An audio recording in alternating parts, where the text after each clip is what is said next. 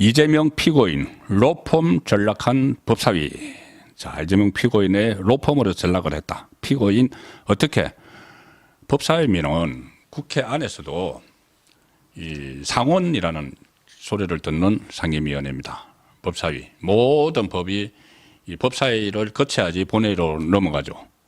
그리고 법사위는 좀 어떻게 보면 품격 있는 상임위입니다. 저도 국회 출입할 때 보면 법사위는 어느 정도 경륜이 있는 사람들, 법조인이 아니면은 좀 경륜이 있는 사람들이 가서 최종적으로 간문이 되는 모든 법이 통과할 때 간문이 되는 그게 법사위죠.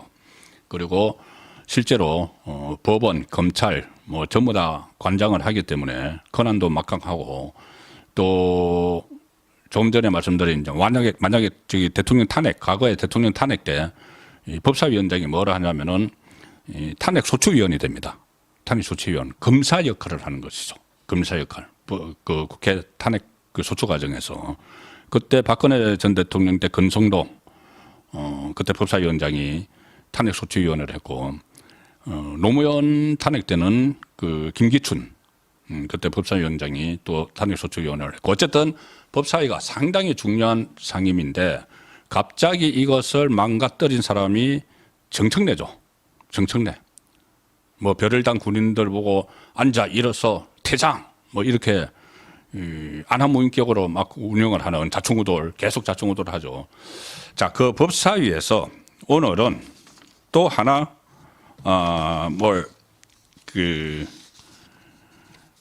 청문회라고 하나 했습니다. 저번에 이 탄핵을 4명의 검사를 탄핵을 발의를 했죠. 4명 검사 전부 다 이재명을 수사를 했거나 수사를 하고 있거나 아니면은 재판에 넘어간 이재명 사건의 공소 유지를 담당을 하거나 이 검사 4명을 탄핵을 발의를 했고 이 탄핵을 처리하기 전에 청문회를 하겠다. 그래서 한 명 한 명씩 불러서 법사위, 정청래 법사위에 불러서 망신을 주겠다. 그런 의도로 한번 했었죠. 그때 처음에 했던 게 김영철 검사에 대해서 이 청문회를 했는데 그때 또 김건희 뭐 전부 다 이 정인 채택을 했지만 이제 다 나가지 않았죠. 그러던 차이에 이게 주춤한 게 뭐냐면은 그 전에 검사를 탄핵했던 이정섭 수원지검 차장검사 이재명 수사를 하던 그 법인카드 같은 거 막 수사를 하던 대북송금 이정섭 차장검사를 수사 방해를 하려고 직무정지를 시키려고 그때 탄핵안을 통과시켰죠. 그런데 그게 얼마 전에 헌재에서 기각이 됐습니다. 제가 좀 전에 말씀드렸다시피 윤석열 대통령도 헌법이나 법률 위반한 게 있어야지 헌재에서 받아들이죠. 그런데 이정석 검사도 그게 아니어서 9대 0으로 헌법재판관 9명 전원이 일치해서 기각을 했습니다. 그래서 이정석 그 검사가 직무 복귀를 했죠. 그러니 9개월 전에 탄핵을 한 사람이 다시 검사가 복귀를 해버렸으니까는 이거 계속 추진하기 민망하죠. 그래서 김영철에서 멈췄습니다. 김영철 검사 그 탄핵 청문회를 하고 그런데 갑자기 이재명이 사법위기가 최고조에 다시 달했죠. 이 징역 3년, 2년 막 구형이 나오니까는 그러면 또 다시 또 이 검사들 길들이게 하자. 이래서 오늘 하는 게 그다음에 박상용 검사. 박상용 검사는 대북송금 사건 수사했습니다. 이화영, 이재명의 북한 조선노동당에 뇌물 준 사건이죠. 자, 그래서 박상용 검사에 대해서 오늘 탄핵 청문회라는 걸 했는데 이 탄핵 청문회에 이화영을 내세웠습니다. 정인으로. 이화영 대북송금. 처음에 이재명이 북한에 가는 비용 300만 달러. 그 다음에 경기도가 북한에 주기로 했던 스마트팜 사업 비용 500만 달러. 합해서 800만 달러를 김성태에게 부탁을 해서 김성태가 북한 조선노동당을 비롯해서 북한에 돈을 보냈고 그 사실을 이화영이 이재명에게 보고를 했다. 그 2번 진술을 했다가 진술을 번복했죠. 그때 배우자 백정아 씨가 법원에서 당신 똑바로 차리세요. 이렇게 막 고함을 질렀죠. 왜 이재명을 물고 늘어지느냐, 이재명을 왜 보호 안 하느냐 그 이야기입니다. 당신 그런 식으로 하면은 모든 변호사 비용도 다 끊어버릴 거야. 막 그런 그때 말까지 나왔었죠. 그래서 이하영이 진술을 번복을 했고, 그 다음에 이하영이 엉터리 같은 말을 막 했죠. 무슨 뭐 검사가 검사실로 불러가지고 뭐 술을 주더라. 뭐 연어 파티를 벌였다. 그래서 나를 회유하고 김성태를 회유했다. 그래서 내가 진술을 했다. 뭐 이런 식으로. 그러고 보니 뭐 회유했다고 진술을 하면은 없는 것을 진술을 한 것은 아닐 거고, 그건 맞네요. 그럼 보고한 거. 회유도 뭐든. 어쨌든. 자, 그 이하영을 오늘 감옥에서 불러냈습니다. 정청래 법사위가 불러냈는데, 이하영이 또 황당한 말들을, 역시나 쏟아냅니다. 무슨 뭐 여러 가지 이야기를 했는데, 이 박상용 검사가 쌍방울 사건 수사하는 과정에서 이재명 정치 탄압 목적으로 이하영에게 허위 진술을 회유하고 강제해서 직권남용을 저질렀다. 뭐 이런 쭉 이야기를 뭐 민주당도 하고 이하영도 하다가, 자, 연어 파티에 대해서도 또 이야기를 합니다. 이거 이미 다 거짓말이라는 것을 밝혀졌는데, 어쨌든 오늘 그 자리를 판을 만들어 준 거죠. 자, 법사위에 이재명의 대장동 변호사들이 많이 들어가 있습니다. 그 대장동 변호사 하다가 검사 출신인데, 이재명 변호사 하다가 국회의원 배지 달아가지고 이번에 변호사비 대신 아마 금 배지 줬을 거다, 그런 의혹들도 있죠. 한 5명 정도가 있는데 법사위에 많이 들어가 있습니다. 이 사람들이 판을 깔아준 거죠. 로펌처럼. 아예 법사위 자체를 이재명의 변호를 해주는 그 로펌처럼 만들어버린 겁니다. 국민 세금으로 세배를 1년에 2억 가까이 받는 이 국회의원들이 그 법사위에서 앉아가지고 이재명 변호를 한 겁니다. 공짜 변호죠. 공짜 변호. 그것도 국회 법사위 안에서. 연어 파트라는 게 그때 뭐 그 이하영이 주장을 한 거죠. 뭐 김성태가 뭐 직원들을 시켜가지고 검찰청 인근에서 뭐 연어를 사다가 뭐 파트를 하고 또 술도 먹었다, 뭐 이런 가짜 주장을 했었죠. 자, 이하영은 또 오늘 똑같은 이야기를 합니다. 그때 전부 다 아닌 것이 다 거의 드러났는데, 이 판을 깔아주니까 똑같은 이야기를 합니다. 수원지검 1313호 검사실, 박상용 검사실 바로 앞에 있는 창고라고 쓰여진 공간에서 사건 관계자들, 그러니까는 자기를 포함해서 김성태 등이 같이 있으면서 대질이라는 명분 아래 진술을 지속적으로 마쳤다. 진술이 틀리면 서로 교정을 해주는 진술 세미나를 반복적으로 했다. 검찰의 지속적이고 강압적인 해요와 압박이 계속됐다. 그리고 한 번은 이렇게도 이야기하네요. 제가 이걸 왜 읽어드리냐 하면, 이게 가짜라는 것에 들통이 났기 때문에 제가 읽어드리는 겁니다. 잠시 후에 어떻게 들통이 났는지를 말씀을 드릴 테고, 검찰이 불러서 맞추고 하는 일들이 반복적으로 이루어졌다. 그 과정에서 검찰이 수감된 저희들에게 이를테면 김성태가 갈비탕이 먹고 싶다. 그러면 갈비탕이 제공됐고, 짜장면이 먹고 싶다. 그러면 짜장면이 제공됐고, 연어가 먹고 싶다. 그러면 연어가 제공됐다. 자, 그러니까 정청래가 또 부축입니다. 술 이야기를 해야지 뭔가 이게 확 선동하는데 도움이 되죠. 그러니까 정청래가 이렇게 이야기합니다. 이하영에게. 자기들끼리 하는 겁니다, 지금. 국민의힘 의원들은 참석을 해서 반론을 해야 되기 때문에 참석을 했지만은 다른 정인들은 전부 다 안 나갔죠. 자기들끼리 하는 겁니다. 정청래가 연어 파티, 술 파티 이런 것도 있었냐? 그러니까 이하영이 당연히 있었다. 여러 차례다. 술을 마신 건 한 번이었고 그 외에 다양한 음식이 제공돼서 음식과 다가를 즐기면서 대화를 한 것은 수십 회다. 그런데 이게 논란이 됐을 때 다시 한번 그 기억을 해보시면은, 저도 뭐 기억을 상기했는데, 이게 검사실에서 이제 조사를 받으면서 술도 마시고 무슨 연어 파티도 벌이고 뭐 검사실 창고라고 써있는데 옆에 가가지고 뭐 했다고 이야기를 지금 하는 거죠. 그런데 술을 마셨다는 그 이하영의 시간이 몇 번이나 바뀌었고, 그리고 창고 조사받은 데도 여기저기 바뀌었습니다. 근데 그때 공개가 됐죠. 뭐냐면 구치소, 그러니까 교도소 감옥에 있던 이화영이 검찰청까지 가서 술을 먹고 다시 들어왔다는 이야기인데 감옥으로 출정 기록 같은 게 다 공개가 됐습니다.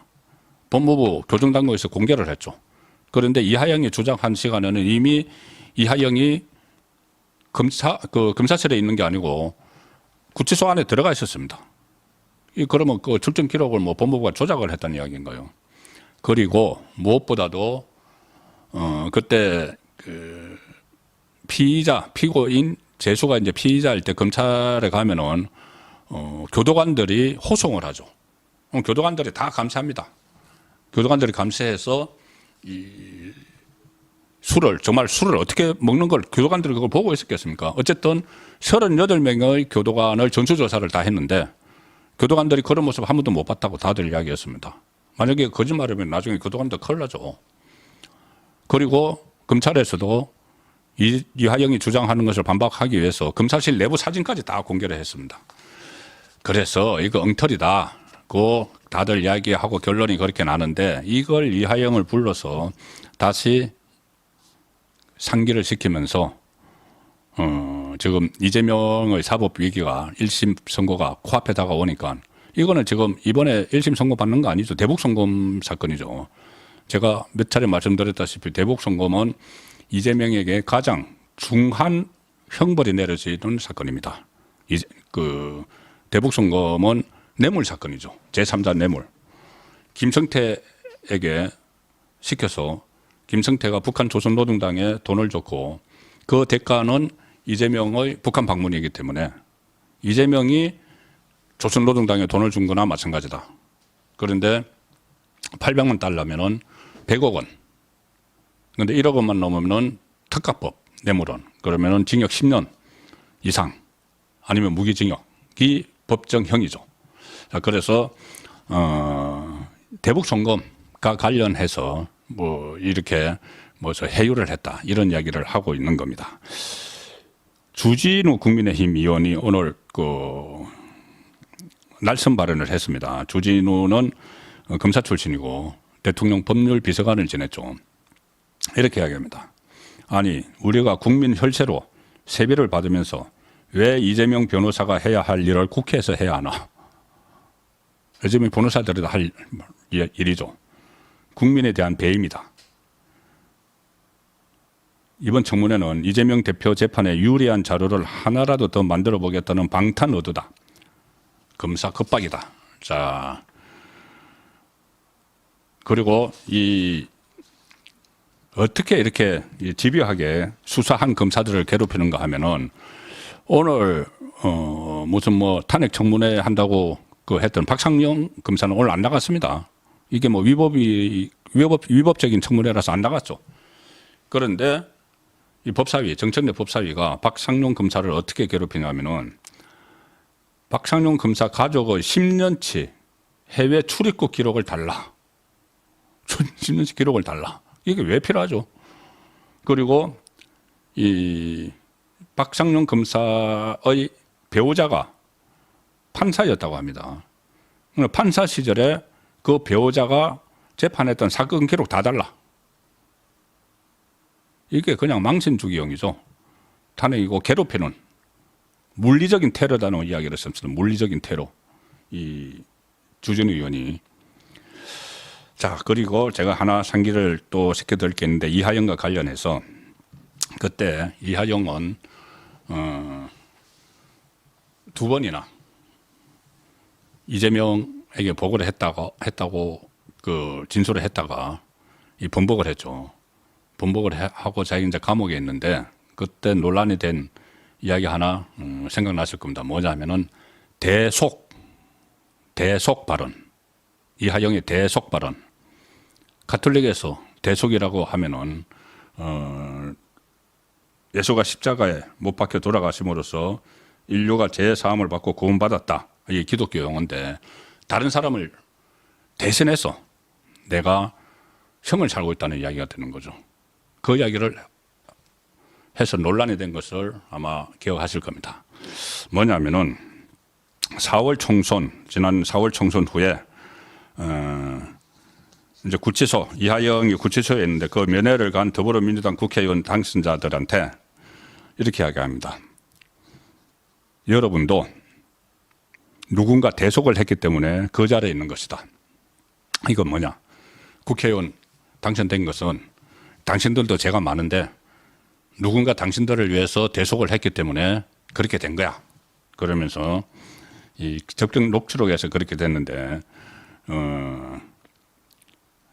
이재명 이렇게 이야기합니다. 이하영은 그렇게 하고 나서 이재명 대표를 만나면 안부를 좀 전해달라. 자, 이 말은 뭡니까? 내가 이재명 대신 대속해서 감옥에 있는 거야. 원래는 이재명이 감옥에 있어야 돼. 대북 송금 사건만 딱 놓고 보면은 9년 6개월 형을 1심을 받은 게 본인의 뇌물 받은 거, 횡령 이런 것도 있고 거기다가 플러스 대북 송금이죠. 대북 송금으로 내가 1년 9개월 안에 9년 6개월 안에 그게 포함되어 있는데 내가 대북 송금으로 형을 살고 있는 것은 이재명을 대신했어요. 그 이야기입니다.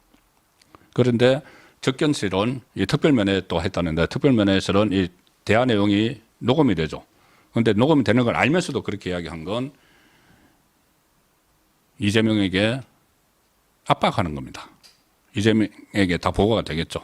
그리고 이 접견실에서 녹음된 것을 그때 법정에서 틀었죠. 자, 그리고 실질적으로 이렇게 이야기합니다.